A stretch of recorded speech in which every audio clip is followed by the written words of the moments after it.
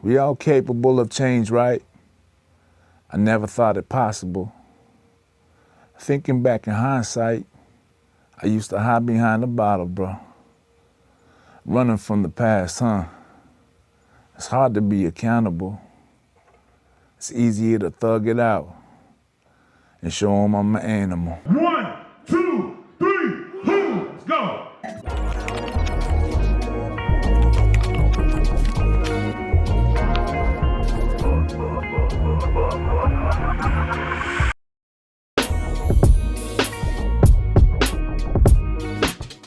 What does it mean to pioneer Indigenous hip-hop in Canada? What happens when music becomes both a personal story and a voice for a people? Today, we sit down with Drezus, a Plains Cree hip-hop artist based in Alberta who spent over 2 decades shaping the sound and direction of Indigenous hip-hop.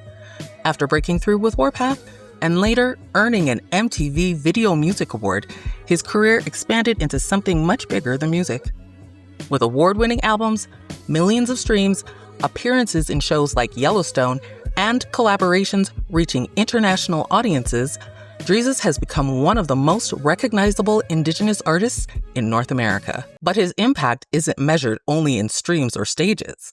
Today, the weight of his work lies in what he does in communities through his homegrown initiative, Creator's Path.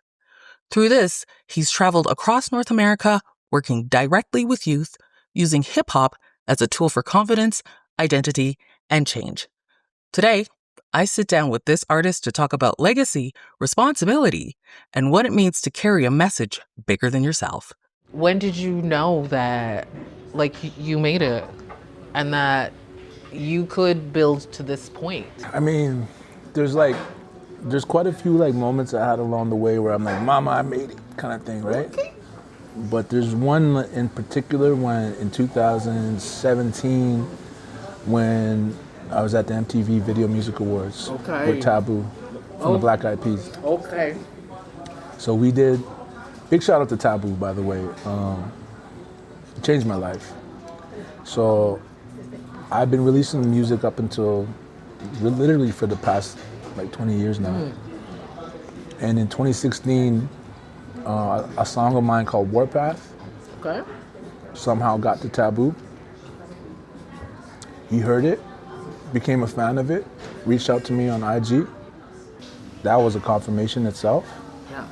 But then actually going out to Los Angeles, getting in the studio, getting into will.i.am studio, Black Eyed Peas. Right. Wild. Just a little smudge, eh?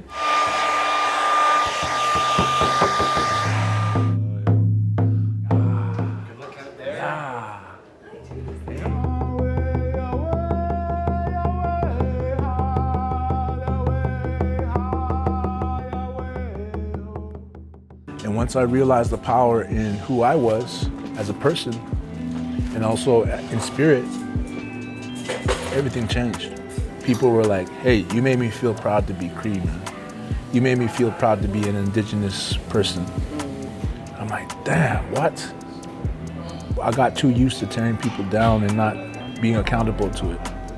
So when people were telling me the positives, I was like, wow. This is really something. And I decided from that point that I was gonna shed all these other layers that didn't serve me or my family. My music followed suit. So now those same things show up in my music. Like the song that we won the MTV award with, I spoke about the sweat lodge in that verse.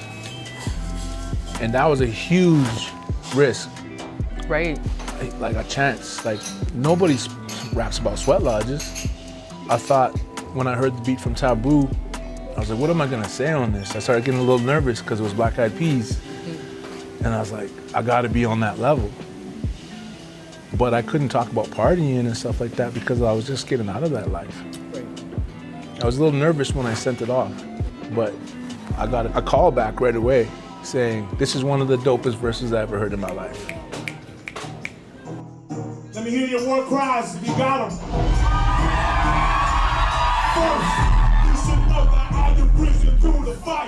Where did your need or want to do some mentorship within your community begin?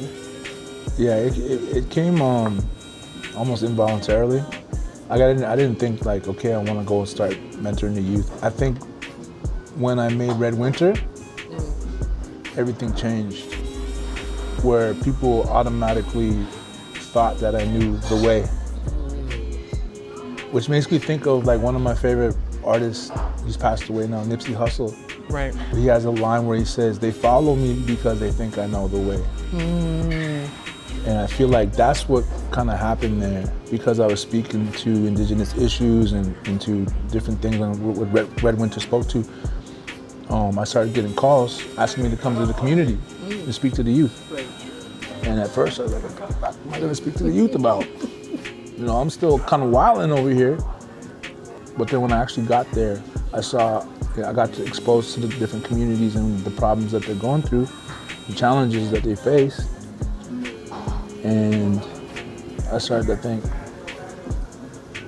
if even for that short time that I visited, that these kids lit up, some had their heads down like wilted flowers, up, jumping,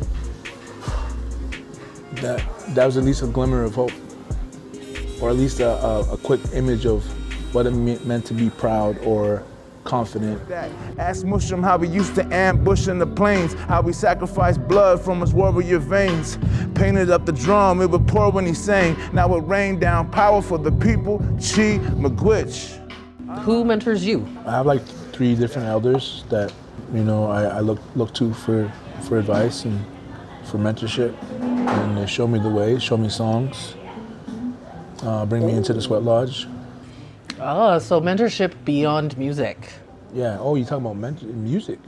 Like either or. We could be mentored in many ways. I feel like mentorship isn't always structured. There's mentorship in music, and you said elders, and I love that. And so you also said the Sweat Lodge, so there's mentorship beyond music too. Let's talk about that a little bit. The Sweat Lodge is where we go to heal.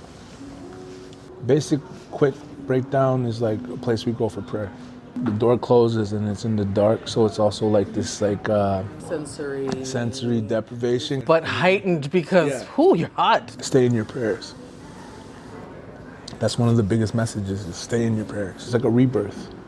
So we liken it to going back in to the room. It's a powerful thing. So now I've been able to work with my elder and bring other people into the Sweat Lodge from different walks. And that's one of the most beautiful parts of my life recently. And I just did that last week with some of our friends. Because we celebrating all the times that we've had, tied up like sweet grass. I see the path. Fresh mountain air sipping on spring water, off the glacier, type of shit I dream of. Yeah, and when we speak about hip hop mentors, most recently we had AJ McQueen out here from Houston. He's definitely making a lot of noise on the way up, and he's a thinker, and he's very spiritual. And we invited him out to the Sweat Lodge, and it was crazy to me that he said, okay, you know, from not knowing me, not knowing what a Sweat Lodge is, he was very like crazy in a dope way, like brave, courageous, right? He came out and didn't like want to leave. He took part in it, dove all the way in, felt so blessed from it. And then we got into the studio where he became a rap mentor to me. We spoke about different things. And when we got time to get in the booth, he laid all those things out. Triple, double entendres, metaphors, all different types of things. And I was like, what? Like, he learned me that day.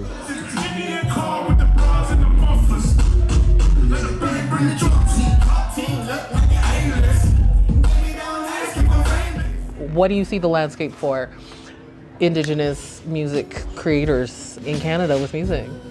The door is kicked wide open. Okay. Now we're hearing Indigenous voices in these spaces. So like, definitely invading the airwaves, rightfully so. I'm working on a new album called Nagamo. So Nagamo in my language means sing your song. And I can pinpoint it to a time when I was making the transition in my life from negative to positive. I was in the Sweat Lodge with an elder, and he taught me Anishinaabe songs and was like, so my name is Old Man Eagle. That's what I was given when I was a kid. And he would say, Old Man Eagle, Nagamo. And it took so much for me to get to the point where I can actually sing in the lodge. And I made it through that point, and that's what my album is going to be about, is that breaking through that barrier, that self-doubt, that hate, that fear. Feel that. Feel that heartbeat of the people right there. Hey, hey, hey. And thank you.